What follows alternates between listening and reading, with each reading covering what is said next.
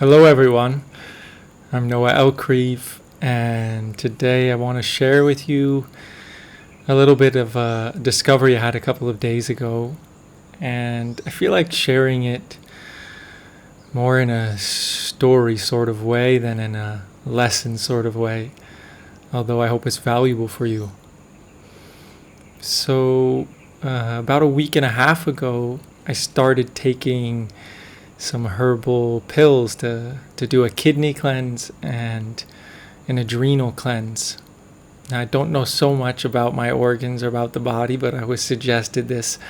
I didn't have any particular symptoms, but just as part of taking care of my body, I would do it. And after starting it, I felt really, really low in energy. I felt really low, really drained. But I was feeling like it's just my body cleansing, detoxing, and just feeling low as part of the necessary work it's doing to help me be healthier and cleaner in my body. But let's say about 4 or 5 days ago, I started to feel, so it lasted for about a week, and then I started to feel a little bit of pressure that I wanted to do more of the things that I normally enjoy, like playing soccer, dancing, biking, swimming.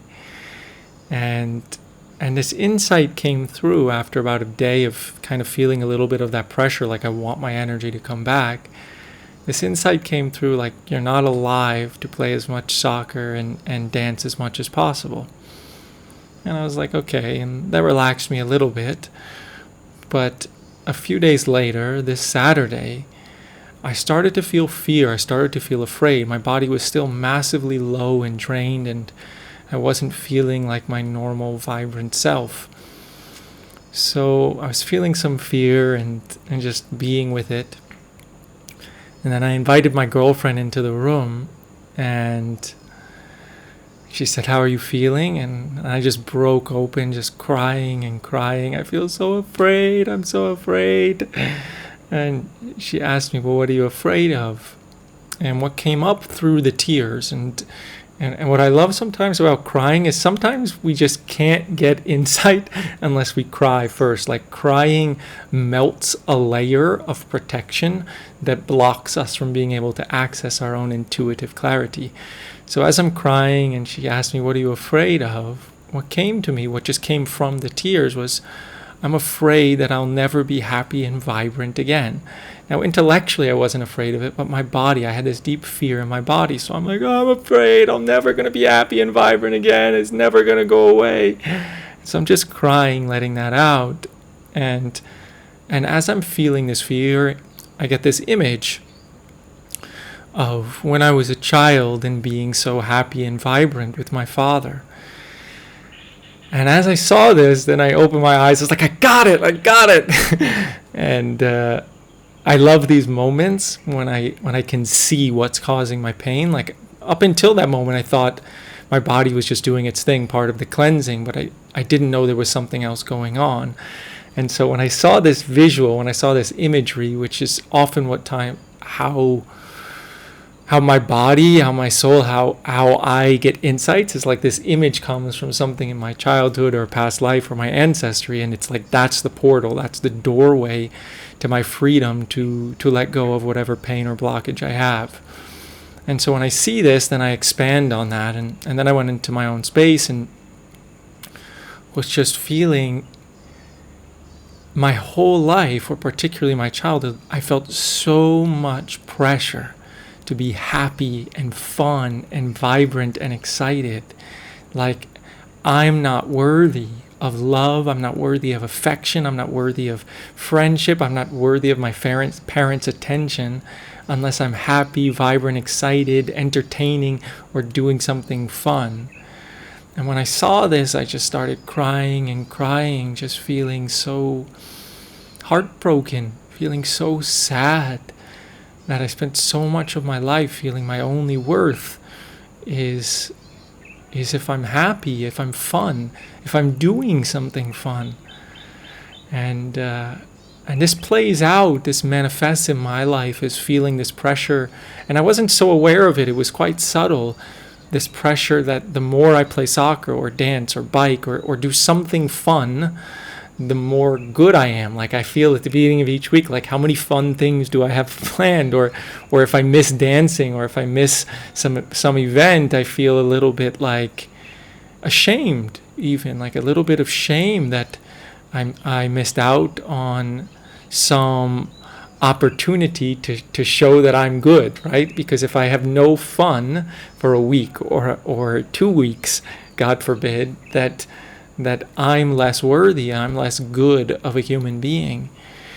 And I'm sharing this with you because I felt like maybe some of you have the same thing. This pressure to have fun, this pressure to be happy, this pressure to have fun, adventurous moments. I even felt I live in Bali, but I was contemplating with my girlfriend to move to this little island called Nusa Lembagan for a month.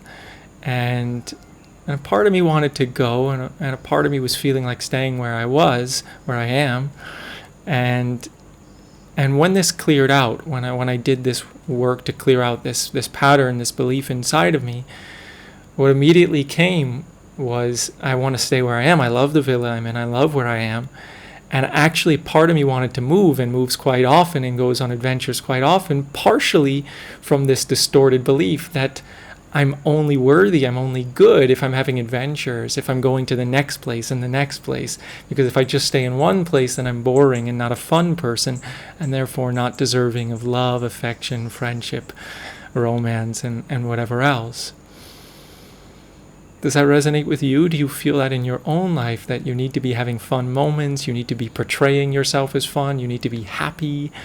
Because if you're not happy, that the people around you won't want to be with you, or even if you're not around anyone, just that you need to be happy to be good enough, to be worthy, to be special, to be something. So for me, when this started revealing itself to me, the way that I heal it, the way that I unlock it, the way that I sort of move forward is I feel myself as a child. I feel this pressure. I feel this pain of like, I can't relax.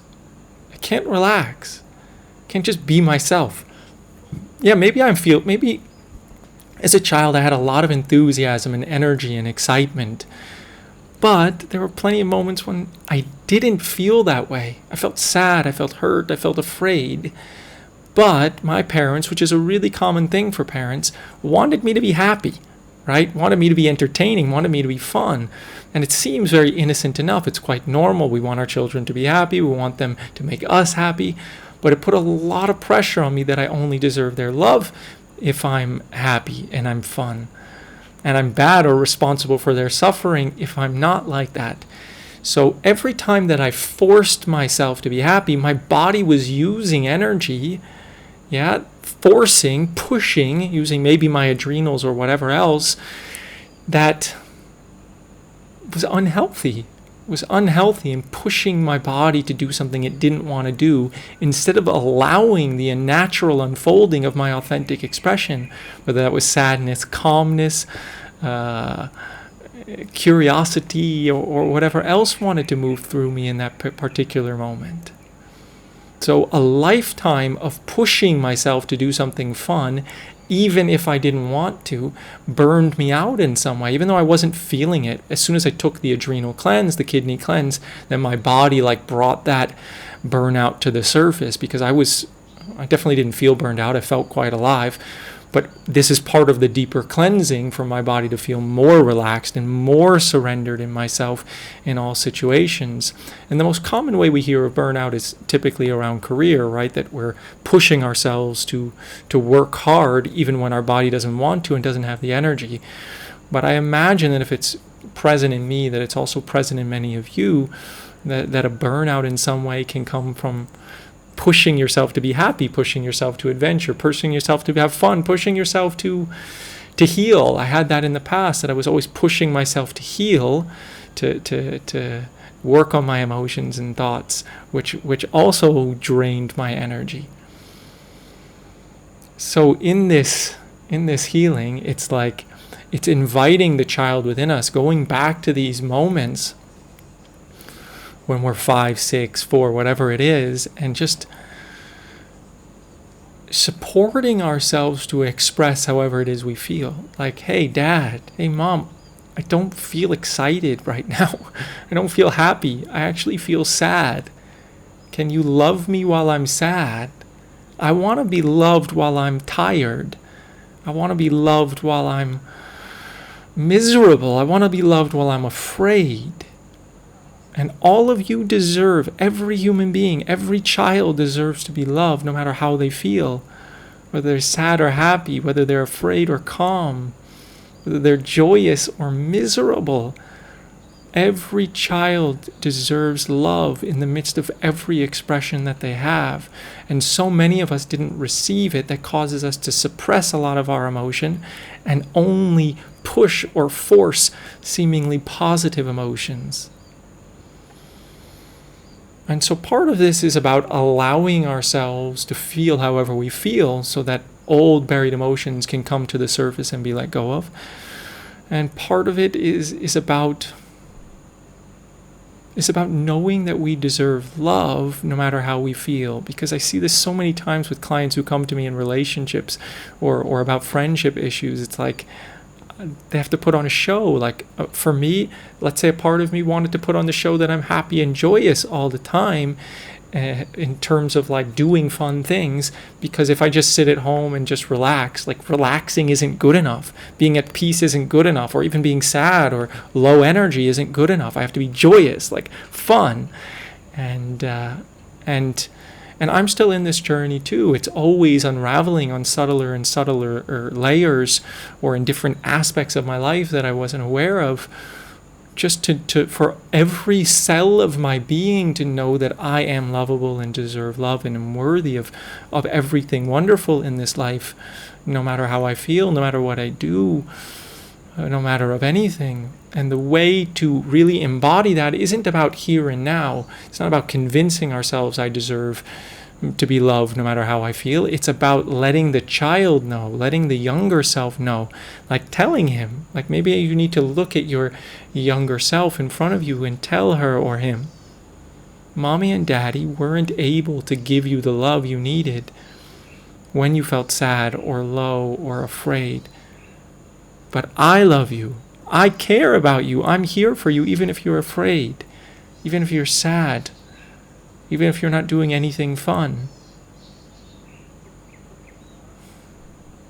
Did you know you deserve that? I see so many people hiding their fears, hiding their anxieties because they think it's not lovable, hiding their sadness, hiding their insecurity. Your insecurity is lovable. Your fear is lovable. Your sadness is lovable. Your boredom is lovable. Your lack of fun and happiness is lovable. We all deserve love, no matter how we are. And when we think that only certain expressions of ourselves, certain parts of ourselves are lovable, we suppress the rest. Then we feel like a fraud. And even when we get love, we know it's not really about us, so we can't fully let it in. And then we feel the constant pressure to be a certain way in order to maintain the love that we're receiving from ourselves or others. You know what I mean? Yeah. So I just wanted to share that with you. Maybe it's insightful. And also I felt like revealing myself. I haven't felt like making videos for a while. And felt like sharing a little bit what's going on with me. Letting you guys see me, feel me, hear me, connect with me. And yeah. So maybe I see you soon, maybe I don't. I don't like to, I like to just let it unfold naturally. Okay, hoping you're all well. Bye.